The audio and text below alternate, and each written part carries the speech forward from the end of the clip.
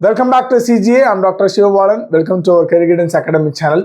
இந்த வீடியோவில் எதை பற்றி பார்க்க போகிறோம் அப்படின்னா JEE பர்சன்டைல் கால்குலேஷன். NTA பார்த்தீங்க அப்படின்னா உங்களுக்கு JEE நீங்கள் முடிச்சதுக்கப்புறம் உங்களுக்கு ஸ்கோராக வராது ஓகேங்களா. அண்ட் பர்சன்டேஜாக யூ ஒன்ட் கெட் பர்சன்டைல் அந்த இதுதான் உங்களுக்கு வரும் ஓகேங்களா.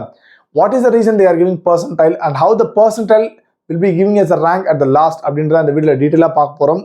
And this the first time நம்ம சேனலை பார்க்குறீங்க அப்படின்னா மறக்காம நம்ம சேனலை சப்ஸ்கிரைப் பண்ணிட்டு வீடியோ ஃபாலோ பண்ணிக்கோங்க and உங்கள் ஃப்ரெண்ட்ஸ்க்கு ஷேர் பண்ணிக்கோங்க. Let's get into the video.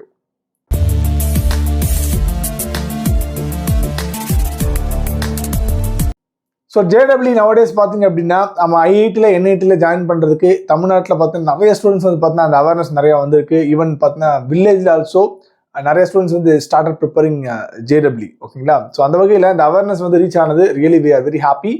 Lot of students are really doing lot of effort, taking lot of effort to clear the JEE exam. So fine. So JEE percentile எப்படி calculate பண்ணாங்க அப்படின்றத டீட்டெயிலாக will see. So for example உங்களுக்கு பார்த்தீங்கன்னா இந்த formula இருக்குது ஓகேங்களா. ஒரு பர்சன்டைல் கால்குலேட் பண்ணுறதுக்கு ஒரு ஸ்டூடெண்டோட பர்சன்டைல், ஃபார் எக்ஸாம்பிள் ஏ ஸ்டூடெண்டோட பர்சன்டைல் கால்குலேட் பண்ணுறதுக்கு 100 into number of students in that shift with the raw score equal or less than U divided by the total number of candidates who appear for that shift. இப்போ டோட்டலாக பார்த்தீங்கன்னா ஒவ்வொரு வருஷமும் பார்த்தீங்கன்னா more than 8 lakh students are appearing for the JEE exam. அதில் எவ்வளோ பேர் prepare பண்ணிட்டு போகிறாங்க அப்படின்றது ஸ்டூடெண்ட்ஸ்க்கு தான் வெளிச்சம் ஓகேங்களா. பட் எனியாவ் அந்த 8 lakh ஸ்டூடெண்ட்ஸும் பார்த்தீங்கன்னா NTA என்ன பண்ணுவாங்கன்னா சரிபாதியாக சமமாக கரெக்டாக பிரித்து ஒரு 6 to 7 days பார்த்தீங்கன்னா they will be conducting the exam all over India ஓகேங்களா.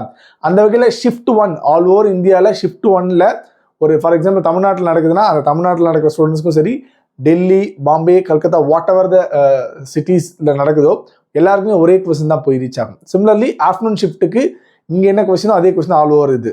மார்னிங் ஷிஃப்ட்டுக்கு வந்த கொஸ்டினே ஆஃப்டர்நூன் வராது ஓகேங்களா. சிமிலர்லி இந்த 7 நாளும் பார்த்தீங்கன்னா ஒவ்வொரு செஷனுக்கும் ஒவ்வொரு ஷிஃப்ட்டுக்கும் தனித்தனியாக கொஸ்டின்ஸ் தான் போகும். ஸோ அந்த வகையில் இப்போ ஃபார் எக்ஸாம்பிள் ஒரு ஷிஃப்ட்டில் கொஸ்டின்ஸ் மேபி ஈஸியாக வந்திருக்கலாம் அண்ட் ஃபர்ஸ்ட் ஷிஃப்ட்டில் ஃபர்ஸ்ட் டேயில், அதே பார்த்தீங்கன்னா லாஸ்ட் டே அன்னைக்கு லாஸ்ட் ஷிஃப்ட்டில் மேபி கொஸ்டின்ஸ் டஃபாக வந்திருக்கலாம். அப்போ அந்த ஸ்டூடெண்ட்ஸ் டஃபாக அந்த ஸ்டூடெண்ட்ஸ் கொஸ்டின்ஸ் ஸ்டூடெண்ட்ஸ் பாதிக்கப்படக்கூடாது இல்லையா. ஸோ அந்த வகையில் அந்த நார்மலைசேஷன் பண்ணுறதுக்காக தான் இந்த பர்சன்டைல் அப்படின்ற கான்செப்ட் பார்த்தீங்கன்னா they are using in JEE ஓகேங்களா. அது எப்படி கால்குலேட் பண்ணுறாங்க அப்படின்னா அந்த ஃபார் எக்ஸாம்பிள் ஒரு ஷிஃப்ட்டில் ஒரு 7,000 ஸ்டூடெண்ட்ஸ் எழுதுறாங்கன்னா ஆல் ஓவர் இந்தியா எழுதுறாங்கன்னா அந்த 7,000 ஸ்டூடெண்ட்ஸ்க்கு மட்டும்தான் they are calculating the percentile for that particular 7,000. அதே மாதிரி அடுத்த ஷிஃப்ட் நடக்கிறவங்களுக்கு அவங்களுக்கு மட்டும் கால்குலேட் பண்ணுவாங்க. இதெல்லாம் ஓவராக கால்குலேட் பண்ணிட்டு ஃபைனலாக they will be giving the rank at the last ஓகேங்களா. அந்த வகையில் ஒரு இண்டிவிஜுவலோட percentile this is what actually the formula, right? So for example ஒரு 5 students like A, B, C, D, E they are appearing for the exam வச்சுக்கோங்களேன். உங்களுக்கு புரிஞ்சுக்கிறதுக்காக ஒரு 5 student மட்டும் நம்ம எடுத்துக்கலாம். அப்போ ஃபிசிக்ஸில் அவன் ஸ்கோர் பார்த்தீங்கன்னா A ஸ்டூடெண்ட்லேருந்து E they are scoring this, கெமிஸ்ட்ரியில் they are scoring this and மேக்ஸில் they are scoring this. ஃபைனலாக பார்த்தீங்கன்னா அவங்களுடைய டோட்டல் ஸ்கோர் பார்த்தீங்கன்னா 185, 140 ரெஸ்பெக்டிவ்லி 180. இது ஒரு எக்ஸாம்பிளுக்கு. பட் உங்களுக்கு இந்த ஃபைனல் ஸ்கோர் உங்களுக்கு பார்த்தீங்கன்னா NTA வெளியிட மாட்டாங்க, பர்சன்டைல் தான் வெளியிடுவாங்க ரைட்டா. நீங்களே எவ்வளோ ஸ்கோர் எடுத்திருப்பீங்கன்றதை கீழே வச்சு நீங்களே ஒரு அப்ராக்சிமேட்டாக கால்குலேட் பண்ணிக்க வேண்டியதான் ரைட். ஸோ இப்போ இதை வச்சு எப்படி கால்குலேட் பண்ணுறாங்கன்னா ஃபார் எக்ஸாம்பிள் இந்த A ஸ்டூடெண்ட்டோட percentile if you want to calculate okay. அப்போ நம்ம ஃபார்முலா என்ன சொன்னோம், 100 into number of students with raw score less than or equal to yours. இப்போ இந்த A ஸ்டூடெண்ட் நம்ம கண்டுபிடிக்க போகிறோம். அவனோட ஸ்கோர் பார்த்தா 185. அப்போ 185 less then or equal to 185 total number of students 185 கம்மி அங்கே எத்தனை பேர் இருக்கான், 140, 77, 180. அப்போது 1, 2, 3 அண்ட் 185 சேர்த்துக்கணும். 4 பேர், 4 ஸ்டூடெண்ட்டு ஓகேங்களா. அப்போது 100 into 4 divided by total number of students. எத்தனை ஸ்டூடெண்ட் டோட்டலாக 5. இப்போ இந்த 4 இந்த 5க்கு பதிலாக அங்கே நிறைய நம்பர் ஆஃப் ஸ்டூடெண்ட்ஸ் இருப்பாங்க. அவங்க புரிஞ்சுக்கிறதுக்காக ஒரு 5 பேர் மட்டும் எடுத்திருக்கோம். ஸோ அவனோட பர்சன்டைல் என்ன வரும், 100 into 4 400 divided by 5 you'll be getting 80 percentile ஓகேங்களா. ஸோ உங்களுக்கு இந்த இதுக்கப்புறம் பார்த்தீங்கன்னா 7 decimals வரும், 1 2 3 4 5 6 7 ஓகேங்களா. 80 percentile ஓகேங்களா. this is what actually the calculation for the individual student. Similarly இப்போ இதே பார்த்தீங்கன்னா நீங்கள் ஒரு C ஸ்டூடெண்ட்டுக்கு நீங்கள் பர்சன்டைல் கால்குலேட் பண்ணோன்னா அவனோட ஸ்கோர் எவ்வளோ 77.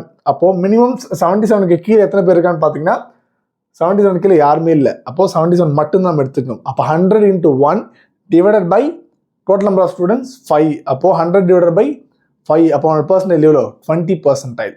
ஸோ இது கிளியர் தானே. This is what actually the calculating for the individual student percentile. இதே மாதிரி ஒவ்வொரு சப்ஜெக்ட்டுக்கும் ஃபிசிக்ஸு கெமிஸ்ட்ரி மேக்ஸுக்கு ஒவ்வொரு சப்ஜெக்ட்டுக்கும் இந்த ஸ்டூடெண்ட்டோட பர்சன்டேஜ் கால்குலேட் பண்ணால் சேம் தான். சிமிலர்லி அதே ஃபார்முலா தான் உங்களுக்கு. So calculating similarly for example A ஸ்டூடெண்ட்டோட ஃபிசிக்ஸ் பர்சன்டேஜ் நம்ம கால்குலேட் பண்ணால் 70. இப்போ 70க்கு கம்மி எத்தனை பேர் இருக்காங்க உங்களுக்கு? 70 20 -8 60. அப்போ 4 ஸ்டூடெண்ட் 100 × 4 divided by 5. அதான் you will be getting 80% for the physics. Similarly, if you want to find for the C student கண்டுபிடிக்கணும் அப்படின்னா physics percentile -8 மார்க் தான் ஸ்கோர் பண்ணியிருக்கான், ரைட்டா? -8 எடுத்திருந்தாலும் they will be getting the percentile. எப்படி எடுப்பான்? -8 கீழே எத்தனை பேர் இருக்கான்? யாருமே இல்லை. அப்போ ஒரே ஒரு ஸ்டூடெண்ட் தான். 100 × 1 divided by 5. 100 divided by 5 will be getting 20 percentile. This is what actually அப்படி நம்ம கால்குலேட் பண்ணும்போது you will be getting, like for example, this is what actually physics percentile for C 100 × 1 divided by 5 20 percentile. So you will be getting, this is what the A B C D E ஓட physics mark, chemistry mark, maths mark and total percentile, okay, respectively. Okay, so this is what actually you will be getting. ஓகேங்களா? இப்போ இந்த percentile வந்து பார்த்தீங்கன்னா எப்படி வந்து ரேங்காக convert பண்ணுறாங்க அப்படின்னு பார்த்தீங்கன்னா அதுக்கு வந்து ஃபார்முலா பார்த்தீங்கன்னா உங்களோட JEE மெயின் ரேங்க் வந்து that is equal to 100 minus your JEE main percentile. Okay, 100 minus உங்களோட JEE விட percentile into total candidates appear for the session. அந்த ஹோல் செஷனுக்கும் எவ்வளோ ஸ்டூடெண்ட்ஸ் அப்பியர் ஆனாங்களோ இன்டூ, ஓகேங்களா, the whole divided by 100. So you will be getting, for example, ஒரு percentage ஒரு ஸ்டூடெண்டோட பர்சன்டேஜ் 99னா 100 minus 99 into total students appear for the whole session. For example 8,83,372 students for example appear ஆயிருக்காங்கன்னா that is the whole divided by 100. You will be getting 1 × 8,83,372 divided by 100. You will be getting 8,833.